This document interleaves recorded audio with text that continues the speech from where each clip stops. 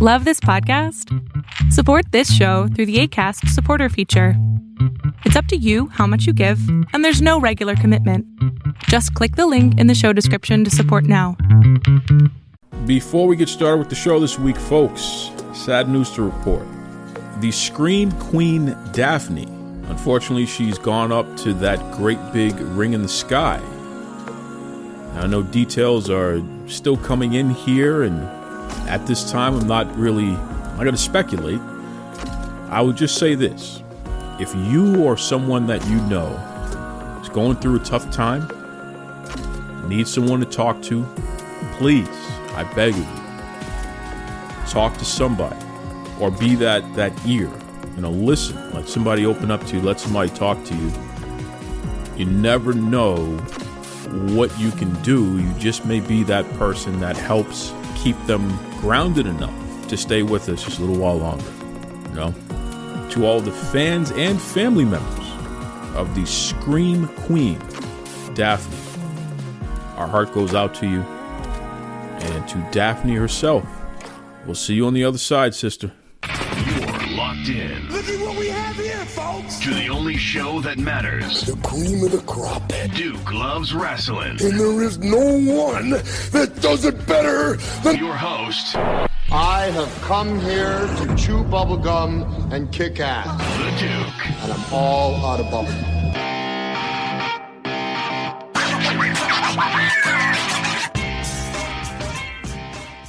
Welcome back to the Duke Loves Rasslin podcast, the show about pro wrestling and everything else. Let me tell you something. I am so excited. The Black Wrestling 500, a list of the 500 black wrestlers, was just released for 2021. Shout out to everybody who made the list. Shout out to everybody who didn't make the list, but it's pretty cool. See a collection of 500 black wrestlers out there. So for all of you, well, who's out there? Who could be out there? Come on. Look at the list. Find out about some wrestlers that you may not have heard of before, and support, please, for sure. And kudos to Righteous Reg. He continues to do this thing, and it's a noble undertaking. Again, I couldn't even name you 500 active black wrestlers. So just the fact that somebody compiles a list like that, it's impressive. I don't know if he does it on his own. I know the first list I contributed to, and most of those names that I had contributed the first generation are still on the current list. So that's pretty cool. And, there's been some criticism. There's been some criticism of that list because it's not clear if it's a ranking or not. Reg has kind of said it's not really a ranking, which what does that mean? It either is or isn't. What is the really? It's not really a ranking. And then, well, hey, buy a shirt and let your homies know what number you are. And you see the wrestlers themselves, they're celebrating what their number is. Oh, I'm ranked number 20. I'm ranked number 33. And they think that's out of 500 black wrestlers, they're the 33rd best or something like that. So there's confusion there. Let me say this.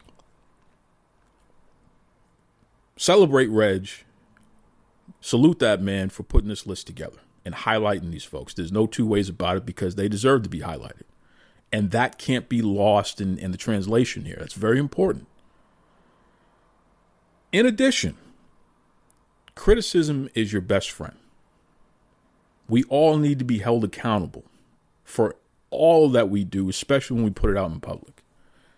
And, from experience, when you're criticized, that's people letting you know that you've done something important enough for them to care about.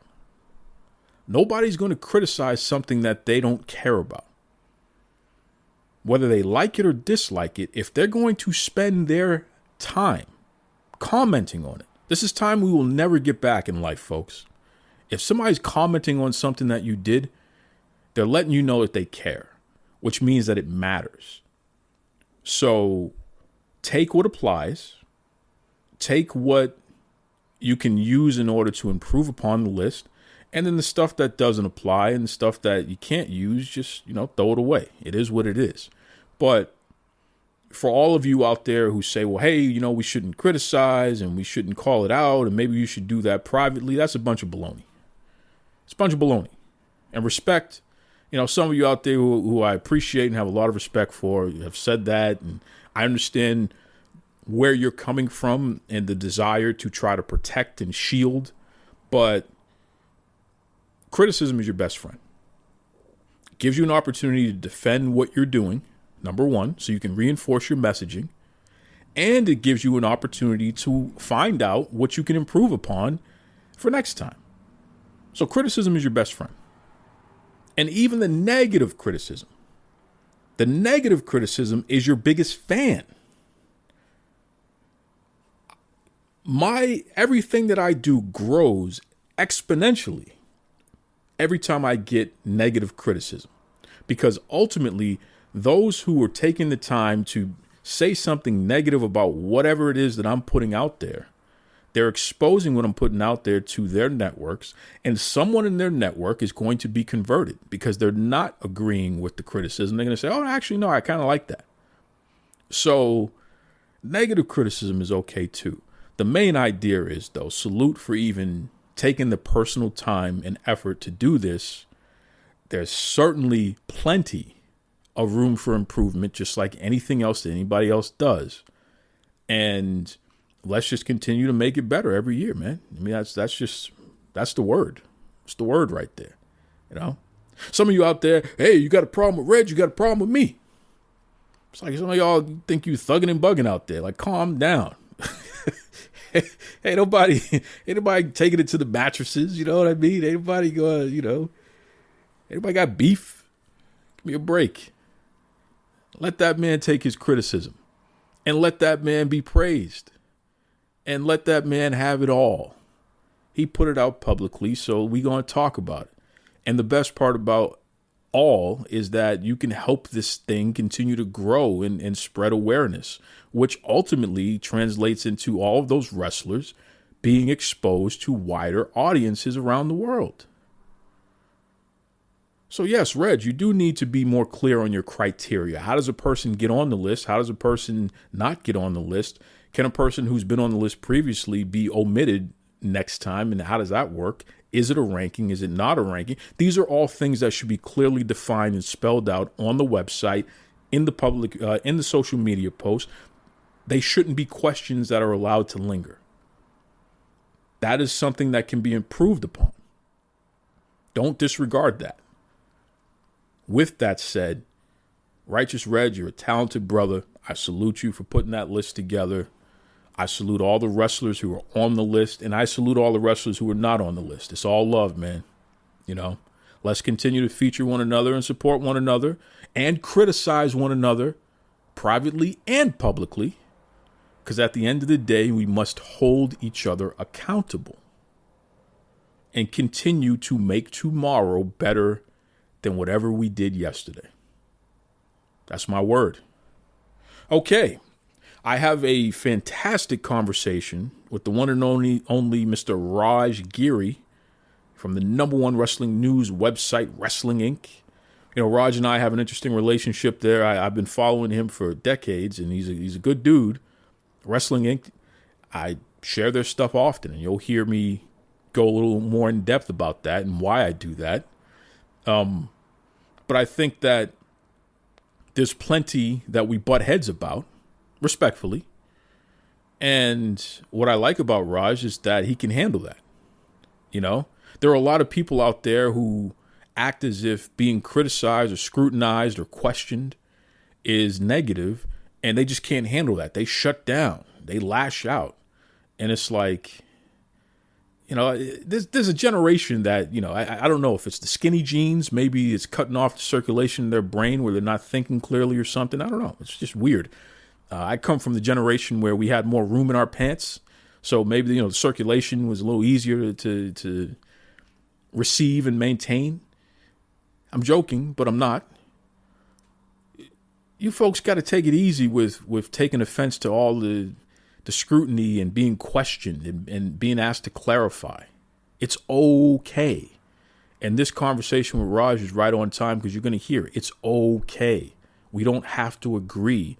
We can still drive one another to continue to improve upon whatever it is that we're doing. We can clarify, and oftentimes we can stand firm on what we believe in and agree to disagree, and that's okay, right? Get some pants with some room in it so you can think more clearly. All of you, don't criticize me, don't call it out, don't say that publicly. All of you need to calm down. Because I'll tell you right now, publicly, Raj, Giri, and Wrestling Inc., they get called out. They get called all the way out, including by me. And publicly, me, Duke, and this show, Duke Loves Rasslin, gets called out. Jesus, I got people threatening me and challenging me and all this other foolishness. And I don't want anybody to jump to my aid and try to act like that shouldn't happen. Forget that. No. Bring it all on because, it just shows that you care.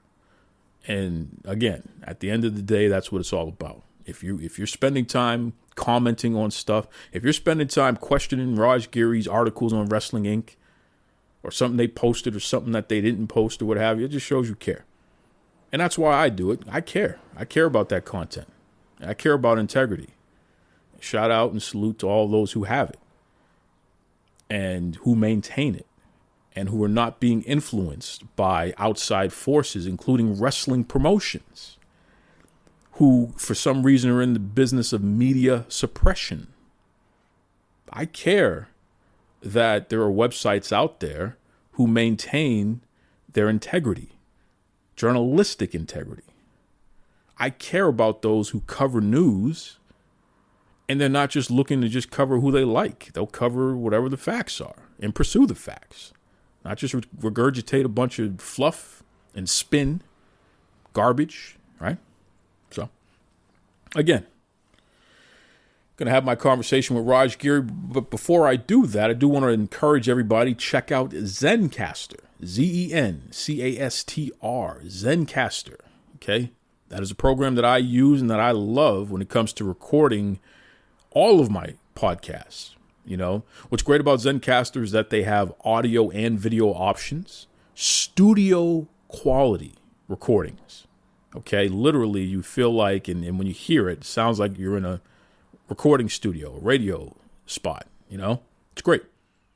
Zencastr.com. Zencastr, they have subscriptions. They even have a free version, so you can kind of check out some of the features there and see if it's something that you want to invest in further. But I'm telling you, I absolutely recommend it. It's fantastic. It's really cool, too, when you record, especially in audio, it records you and your guest separately, separate tracks. Right?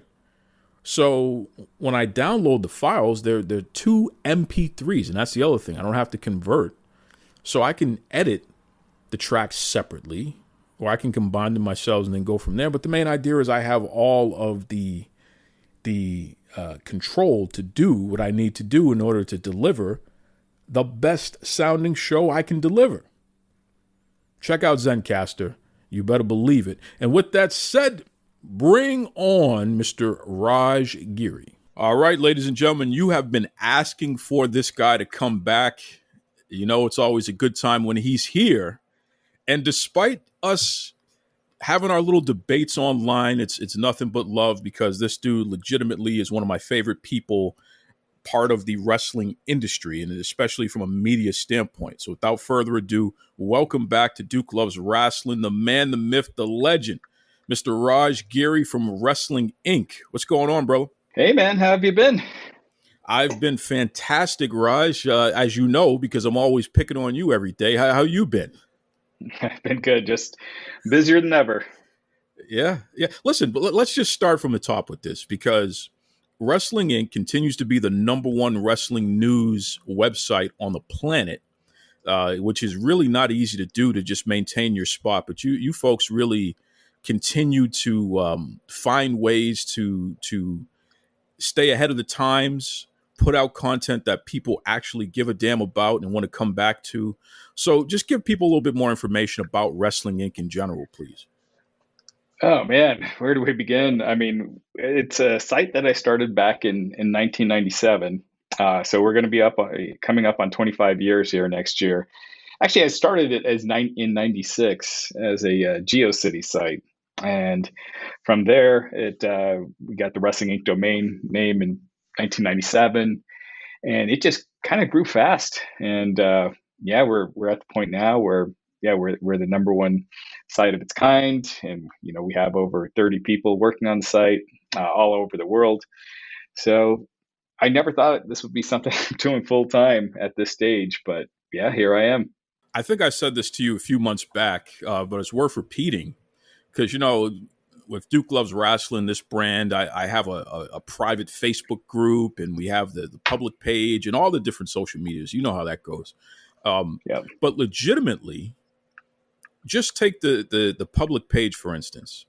I do about 12 posts a day, and at least 5 of those posts every single day are Wrestling Inc.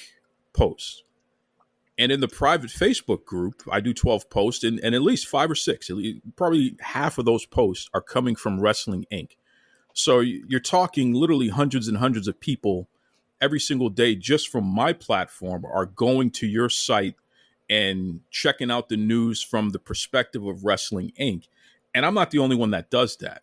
So when we talk about you folks being number one, it's because you find a way to deliver the information. We don't always have to agree on it, but you find a way to deliver the information in a pretty fair and consistent manner. Is that a challenge to be as consistent as you've been for the past 25 years? It could have been at times, but now there's just so much going on 24/7 that it's not, there's just stuff happening all the time, and we cover all aspects of the business, whether it's our own exclusive interviews that we do, the ratings, which I know you love, the business end, just all the kayfabe stuff. So there's just so much going on but yes, trying to manage it, trying to make sure, because we're 24/7. And like this morning, last night I was up till 1. This morning I was up at 5. So at times you kind of give up your sleep, but at the same time it's an awesome job. One of the things that a lot of people don't seem to realize, because these days everybody has a blog, everybody has a podcast, everybody wants to call themselves journalists and what have you, and that's not a knock. It's great that people are striving for something, but I think a lot of folks skip over the whole ethics, and there are structures in place. There are parameters that you want to work within in order to make sure that you're delivering things in a manner that can be trusted, right? So yeah, absolutely. From Wrestling Inc.'s standpoint, I mean, what's your perspective on the genre of news, and especially wrestling news in 2021? Do you feel that people are making a effort to try to stay within the ethical guidelines there, or do you feel people are just kind of running amok these days?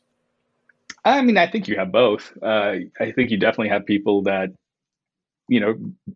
double check their stories and make sure what they're posting is legitimate. And then you got others that might hear something and then just run with it. So, we try to comb through and make sure everything that goes on our site makes sense. Any of our exclusive news, I always make sure it's, the reason why we probably don't have as many exclusives is because I always make sure to get a second source. And, sometimes some things can be hard to confirm.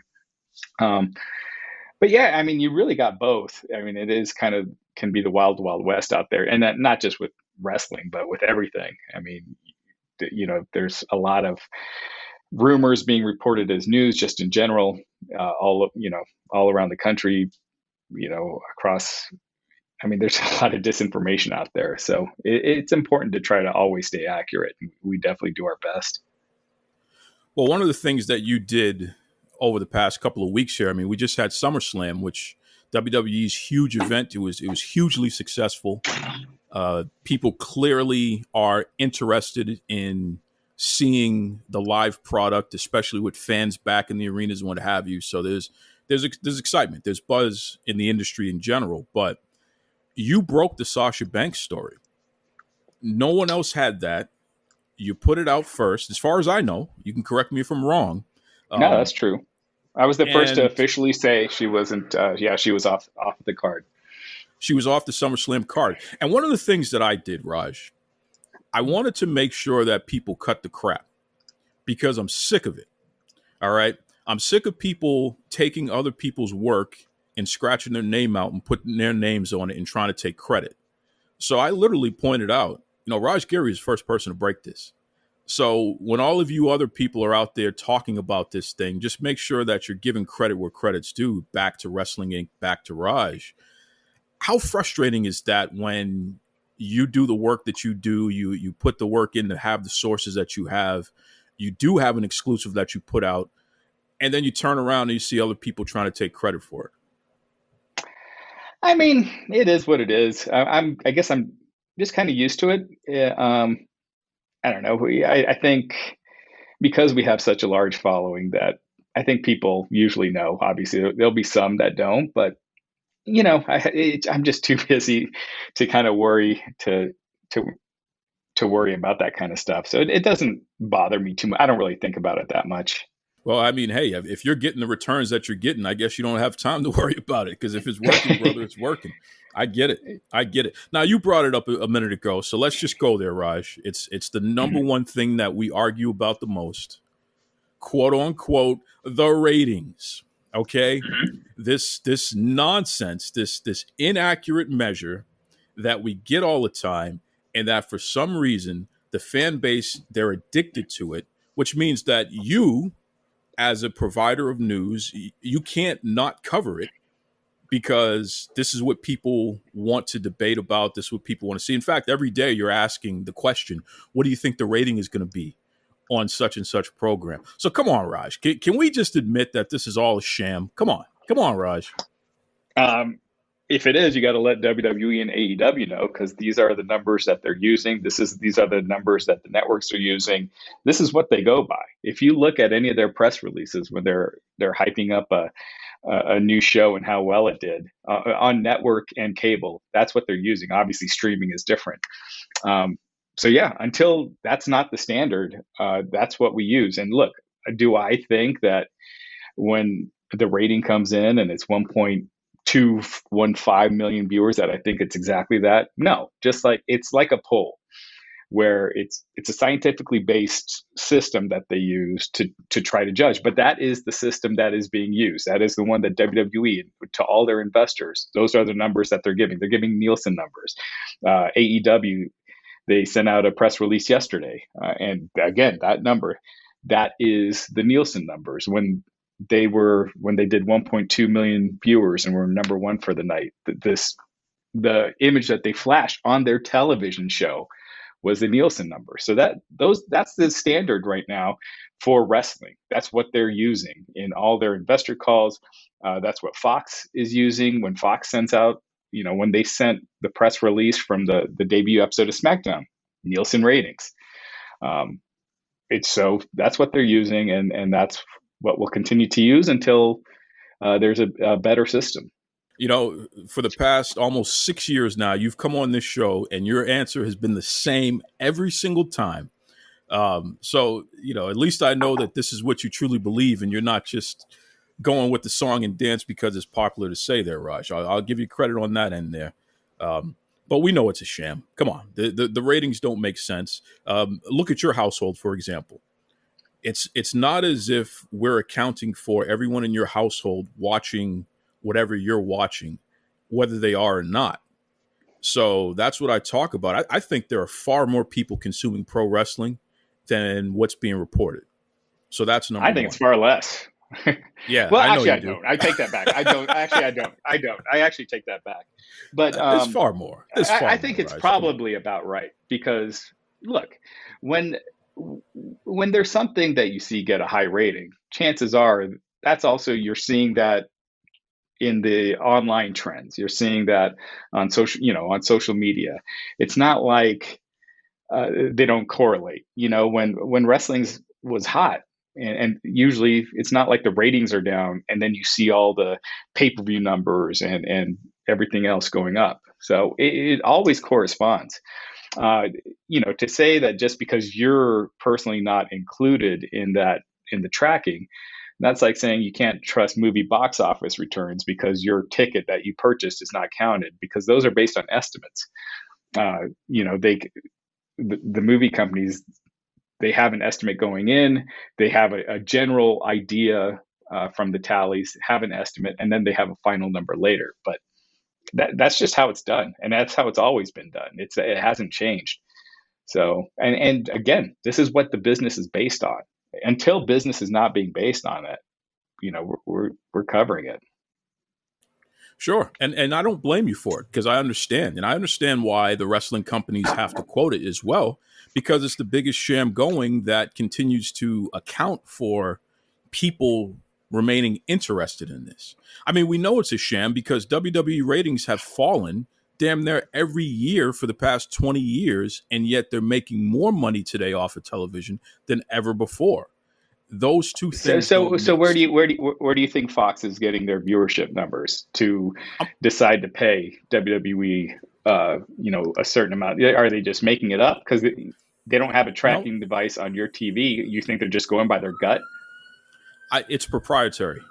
So that's the truth of it, and we know that because, in fact, your publication has pointed out networks talking about proprietary. That would be a big privacy issue if they're tracking your viewership habits without you being notified. Well, I'm gonna give you an exclusive here that I don't know if you knew, but the radio stations track what you listen to. So that's an invasion of privacy as well. Yet they know exactly how many people are listening to what song at what time, and generally speaking, from what region. I know this for a fact. Radio ratings use Nielsen as well, unless they're online. But again, we're talking about proprietary data. What iHeart Radio uses is not the same as what Beasley Media uses. Yet they all can tell you. If I'm in my car, there is no way for a radio station to know I'm listening to them, unless I have some sort of like a Nielsen chart. They don't. That makes no sense. You know what?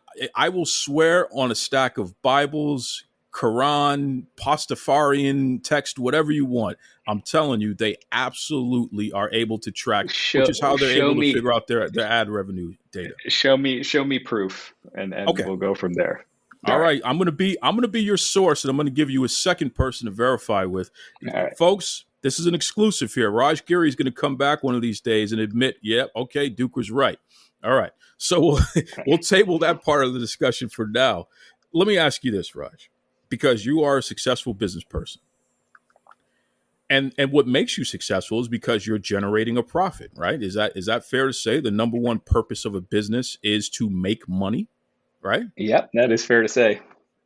So if a business is negative, if they're having negative returns from a financial standpoint, can that business claim to be successful and at least be credible when they make that claim? Well, anyone can claim whatever they want, but if you got negative returns, are you actually successful as a business, or are you a failure? Absolutely. Amazon was in the negative for forever. Netflix was. All these streaming services, when they start off, because of the investment that goes into it, start off in the negative. Now, if you are growing and growing and growing and you never get to making a profit, then you're not successful. But I don't think anyone would call Amazon a failure, and they were in the negative for a long period of time. Same as Tesla. I don't know offhand, but I don't even think they're profitable yet. But I don't think people would call Tesla a failure. Well, whether people call it a rose or whether they call it just a red flower, it's still what it is, right? So again, if your sole purpose is to make money and you haven't reached that goal yet, you're a failure. You're a failure as a business. So you would say Tesla, Tesla, their first full year of profitability was last year. You would say they were a failure up until last year? I would say that when I compare Tesla to any other car company, I'm looking at the bottom line first.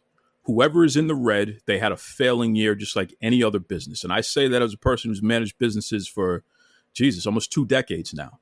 At the end of the day, whether you're you're managing your own personal business or whether you're managing a business for somebody else, they look at that bottom line. Now, that could be an investment year and you could be leading up to something, but until you go from the red to the black, you have failed. You are not hitting your goal of being a profitable business. So again, not all companies are meant to be profitable right off the bat. That's where investments come in. You're expected to be in the red for a while until, Amazon. It wasn't until 2003 when they had a profitable year. So I mean, that's just business. That's just how it goes. Sometimes you gotta invest money to make money, and if it's taking off,